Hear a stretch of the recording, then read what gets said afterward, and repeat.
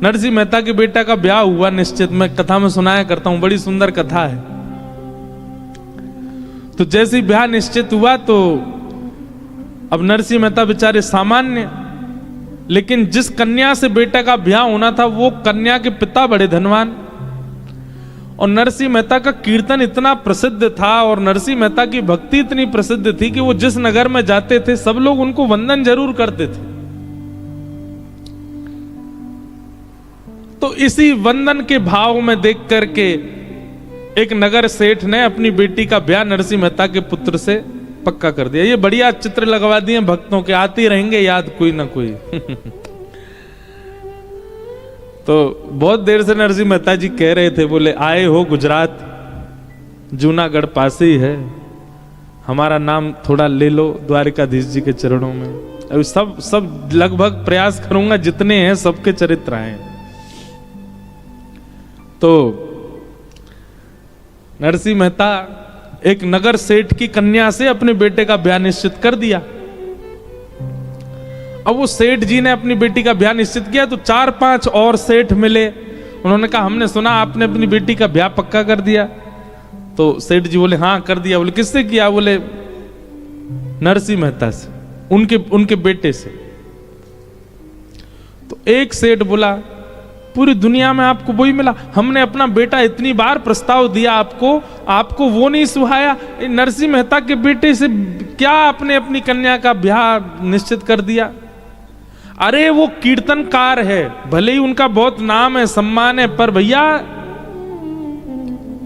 घर में व्यवस्था नहीं है। तुम्हारी बेटी राजघराने जैसे रहने वाली, उनके घर में कैसे निभेगी? और शास्त्र आज्ञा करते हैं बेटी का विवाह सदैव अपने से ऊंचे कुल में ही करना चाहिए। सेठ जी, नरसिंह मेहता की स्थिति ऐसी नहीं है कि आपकी बेटी को एक समय भी प्रेम से पवा सके।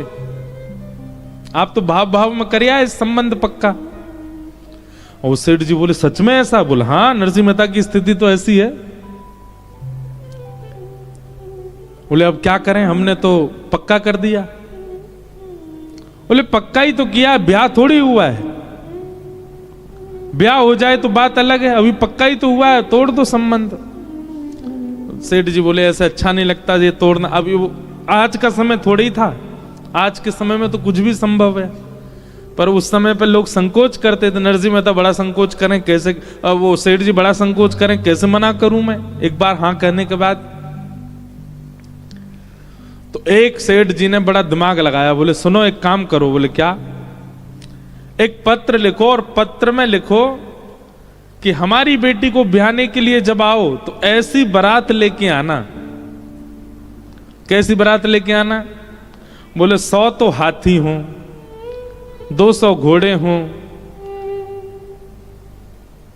50 प्रकार के बैंड बाजे हों, और जितने बाराती आमे सबके गले में सोने के मणि माणिकों के हार, नवलखा के हार हों। जितने बाराती आमे सब बड़े सुंदर दिखने वाले हों, सबकी अचकनें इतनी महंगी हों, आदि आदि। ये सब पत्र में लिख करके आप नरसिंह मेहता को भेज दो। नरसिंह मेहता जैसे पत्र देखेगा और सोचेगा इतनी व्यवस्था तो हम कर ही नहीं सकते, अपने आप खुद ही तोड़ देगा संबंध, आपकी बेटी सुरक्षित हो जाएगी। हाँ बोले ये बात ठीक है, व्यवस्था इतनी बता दो कि सामने वाला पहली हाथ खड़ा कर दे। पत्र लिखा महाराज, उसमें 100 हाथी। सेठ जी बोले 100 नहीं 200 ही कर दो सीधे, देखते ही हिल जाए नरसिंह मेहता। 200 हाथी कर दिए, 400-500 घोड़े कर दिए, और उन घोड़सवार हाथी सवार बढ़िया ऐसी अचकन हो, नवलखा के हार हो, आदि आदि सब विस्तार से 3-4 पत्रों में भर करके भेज दिया। पत्र लिख करके, पत्र को बढ़िया बंद करके और ऊपर लिख दिया जय श्री कृष्ण, भेज दिया। नरसिंह मेहता बैठे अपना कीर्तन कर रहे थे, तभी पत्रकार लेकर के आया पत्र, और आकर के बोला महाराज आपके लिए पत्र आया। नरसिंह मेहता बोले दिखाओ। पत्र देखा, पत्र के ऊपर लिखा था जय श्री कृष्ण। बोले ए सुनो इधर आओ, इस पे क्या लिखा है? बोले जय श्री कृष्ण। बोले जय श्री कृष्ण लिखा है, कहीं पर भी जय श्री नरसिंह लिखा है? नरसिंह मेहता लिखा है? कहीं नहीं लिखा। तो मेरा पत्र क्यों हुआ? जय श्री कृष्ण लिखा है, इसका मतलब ठाकुर जी का पत्र है, मेरा पत्र नहीं है ये। और भैया किसी और का पत्र तो खोलना भी नहीं चाहिए, जिसका पत्र है वही देखेगा। नरसिंह मेहता ने खोला ही नहीं, दर दिया ठाकुर जी के, ठाकुर जी आपके किसी प्रेमी ने आपके लिए पत्र भेजा, बड़ा भारी पत्र है, अब मैं तो इसको खोलूंगा नहीं नाथ। और आप तो बड़े लीलाधारी हो, क्या पता रुक्मणी जी के मन में कोई भाव आ गया हो, हैं उन्होंने कोई पत्र भेज दिया हो, क्या पता जामवती सत्यभामा सब द्वारिका में है, आपसे कोई लीला कर रही हो इसलिए पत्र भेजा। मैं तो नहीं पढ़ूंगा ठाकुर जी, आपका निज पत्र है, देख लीजिएगा इसमें क्या लिखा है। और पत्र धर दिया, खोला ही नहीं। ठाकुर जी मन ही मन सोच रहे, नरसी 200 हाथी लिखे हैं इसमें, खुल तो ले एक बार।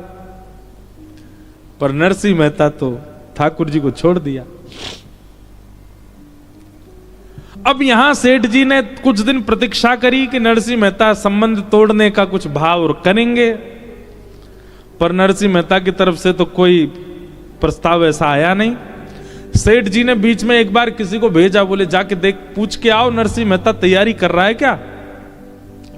तो कोई गया, जाकर बोला, बोले हम तुम्हारे बेटे का जहां संबंध हुआ वहीं से आए हैं, वो लोग पूछ रहे हैं सब तैयारी, हाँ सब तैयारी चल रही है महाराज, हम बारात लेके आएंगे, उनसे कह दीजिएगा, कोई चिंता की बात नहीं।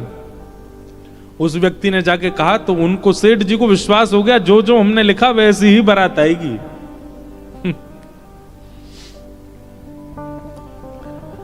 अब नरसिंह मेहता के बेटे के ब्याह का समय आया, बारात के लिए घोड़ी लेने गए।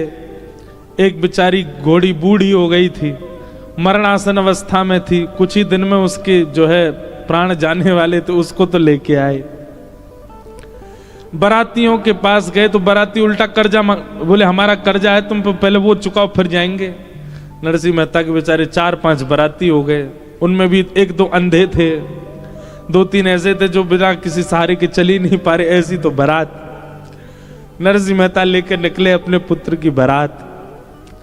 घर में विराजमान ठाकुर जी बेचारे मन में सोचने लगे, मेरे नरसिंह ने पत्र मेरे चरणों में रख दिया, ये कह के कि आपका पत्र है, आप जानो, अब तो मुझे ही जानना पड़ेगा। और जो जो पत्र में लिखा था सब ठाकुर जी ने देख लिया। हमारे श्री द्वारिकाधीश तुरंत बलराम जी के पास गए, बोले दाऊ दादा चलो। बोले कहां? बोले बारात में जानो। बोले कौन की? एक हमारे भक्त है, के लाला की बारात में जानो, चलो।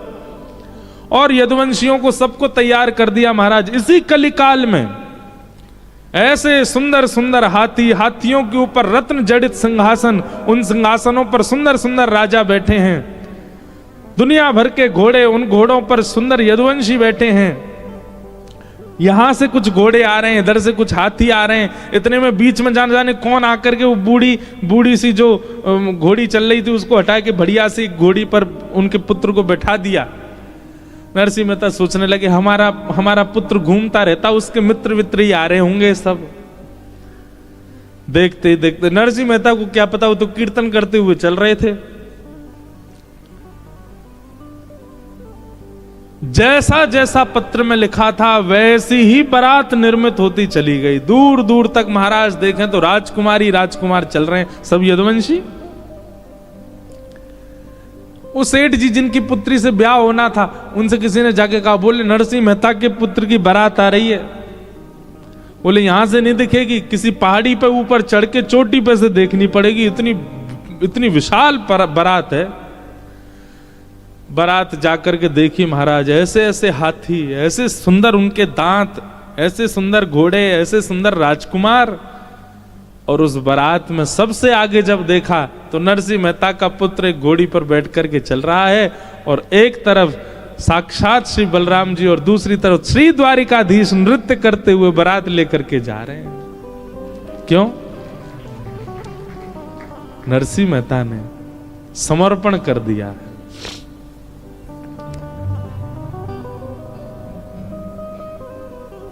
ठाकुर जी के मन को समझो, ये कथाओं के द्वारा क्या करना है, ठाकुर जी के व्यवहार को, ठाकुर जी के मन को, ठाकुर जी की स्थिति को समझ लो और वैसे बन जाओ।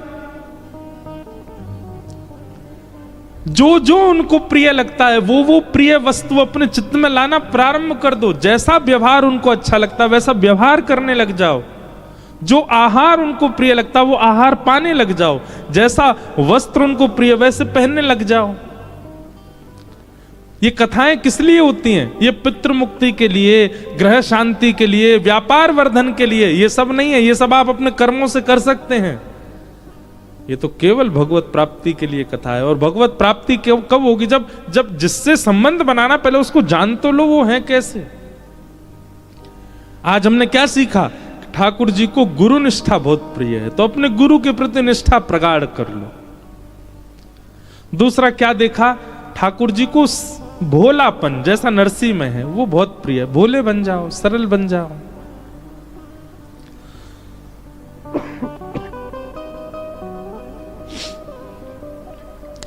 द्वारिकाधीश स्वयं राजा नहीं बने कभी, अपने नाना उग्रसेन को राजा बनाया इस नगरी का। अब इससे क्या सीखते हैं हम? पदवी मिलने के बाद भी उस पदवी का त्याग करना, ये ठाकुर जी से सीखो। पदवी त्याग करने का मतलब क्या है? ठाकुर जी ने पदवी का त्याग करके कोई पूरा दायित्व डाल दिया हो उग्रसेन के ऊपर? नहीं, उग्रसेन केवल राजा बने बैठे हैं। राजाओं की सारी क्रिया ठाकुर जी करते हैं। मतलब पदवी को नहीं स्वीकार किया, पदवी पर जो श्रम करना चाहिए वो सारा श्रम ठाकुर जी ने किया। ऐसा वर्णन आता है कि द्वारिकाधीश रोज शाम को निकलते हैं, पूरी द्वारिका में भ्रमण करते हैं, और जब जाते हैं तो इतना प्रेम भर के, स्नेह भर के पूरी द्वारिका नगरी को देखते हैं कि उनकी दृष्टि मात्र से सब आनंद में आ जाते हैं, सब प्रसन्न होने लग जाते हैं। पूरी नगरी में भ्रमण करते हैं। ऐसे हमारे द्वारिकाधीश ग्रह के लिए समय, राज्य के लिए समय, मित्रों के लिए समय, संतों के लिए समय अलग से ही निकाल के रखते हैं। अपनी नित्य क्रिया के लिए समय। आज भी द्वारिकाधीश संध्योपासन करते हैं नित्य। इसलिए मैं कह रहा हूं, संसार में जितने भी गृहस्थाश्रमी हैं सबके लिए गुरु घर है द्वारिका। आओ, आकर के प्रणाम किया करो।